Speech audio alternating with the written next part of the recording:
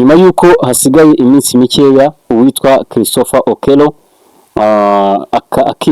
akicirwa mu ruhame nk'uko byamaze kwanzurwa n'ubushinjacyaha bw'igihugu cya Uganda. Hari andi makuru yamaze kumenyekana kuri uyu mugabo. Murumva abantu ntabwo bicaye, barimo gukomeza kumukoraho ubushakashatsi ngo bamenye uyu Christopher Okello ni muntu ki, ese abahehe, agenzwa n'iki, ibingibi yatewe n'iki.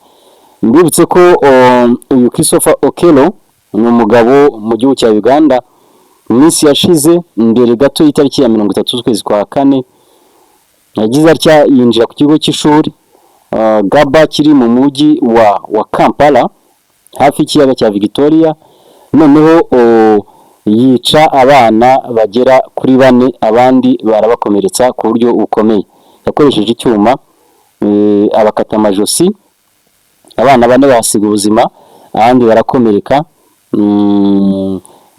Yaje guteshwa kuri icyo gikorwa yari yagambiriye gukora nk'uko yabihamijwe n'ubushinjacyaha cyangwa se n'urukiko rukuru rwa Uganda.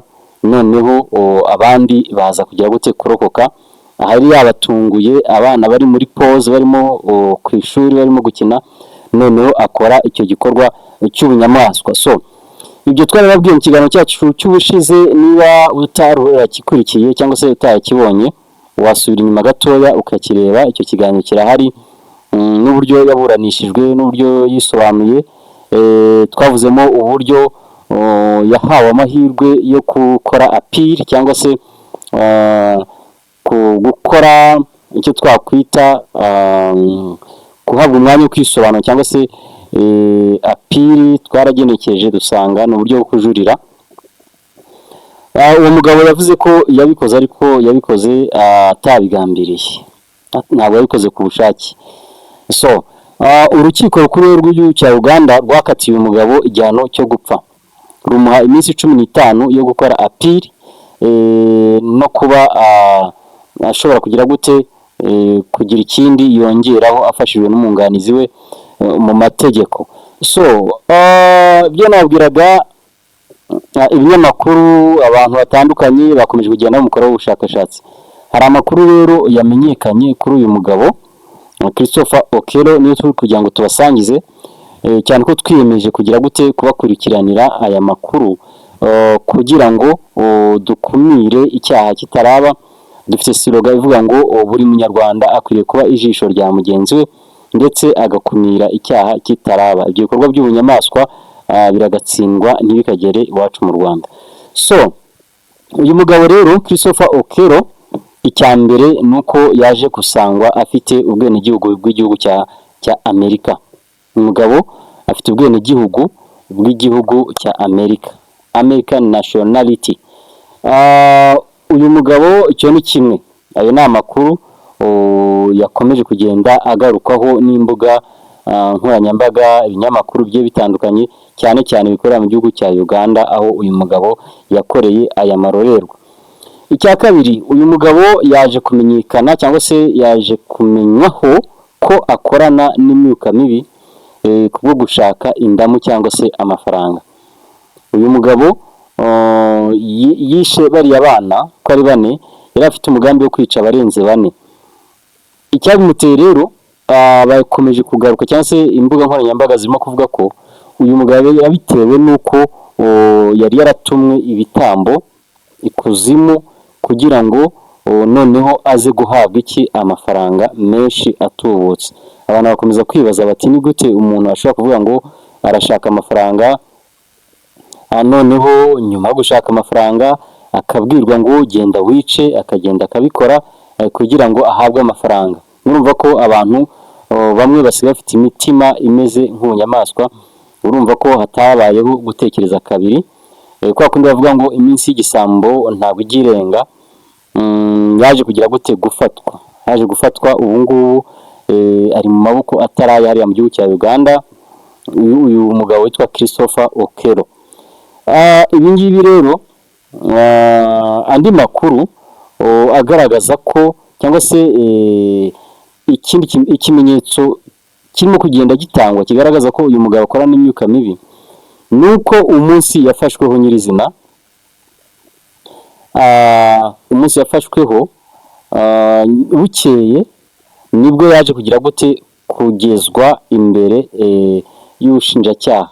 So icyabaye ni uko ubwo yari ajyanwe ku bushinjacyaha cyangwa se kwisobanura, kubazwa ibyo yakoze, hari icyabaye ari nacyo cyatunguye abantu, cyatangaje abantu. Imodoka y'umutekano yari itwaye uyu mugabo yaje kugira gutya ikora accident. Ngira ngo video mwarayibonye, ahangaha ntabwo iyi video nayikoresha kuko YouTube yahita impana, ntabwo biba byemeye gukoresha video z'abandi muri video zawe, ngira ngo murabizi. Iyi modoka yari itwaye uyu mugabo yaje gukora impanuka, ubwo wari uyitwaye hirya no hino hari hariho inzego z'umutekano, polisi, abasirikari bayizengurutse, ndetse hari n'abanyamakuru barimo kugenda bafata inkuru. Abanyamakuru murabizi, muba mwishakira inkuru mushaka views. Iyo ni inkuru rero yari iryoshye kuba abanyamakuru bo mu gihugu cya Uganda bakwitabana amakamera bakaza gukamera umwicanyi, ubundi murabizi baba barimo gutanguranwa views.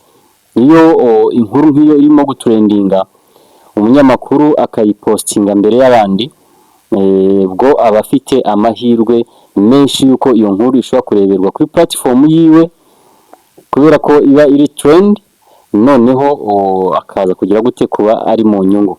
So abanyamakuru rero baritambitse, bamwe bitambika imodoka kugira ngo babone uko bayifotora cyangwa se bayikamera, bafate amashusho neza, ngira ngo muri kugenda mubibona. Noneho iyi modoka yari itwaye umugabo, ubwo yazaga isa n'isubira inyuma ahantu hacuritse, yaje gucika feri. Ibi byabayeho, ibi ngibi ntabwo ari ukubeshya, ibi ngibi byabayeho gutya live ku manywa. Iyi modoka yacitse feri isubira inyuma, noneho iza kugenda igonga abantu bakubita babarara, abandi bayibona basimbuka birukanka, kugeza ubwo yaje guca hejuru y'umunyamakuru umwe wo mu gihugu cya Uganda ukomeye, ukora ikinyamakuru gikomeye. Noneho iza kugira gute ihita imwangiza, baterura bajyana kwa muganga, ariko imodoka iguciye hejuru, ngira ngo ufite amahirwe make yo kubaho. Uvuga ngo ibyago byinshi ufite nibyo kubura ubuzima. Uyu munyamakuru rero yahise agira ate abura ubuzima hariya mu gihugu cya Uganda. Iyi modoka yari itwaye uyu mugabo we yarajyanwe imbere y'ubushinjacyaha kubazwa no gutanga ubusobanuro bw'ibyo yari yakoze kuri kiriya kigo cy'ishuri ry'inshuke.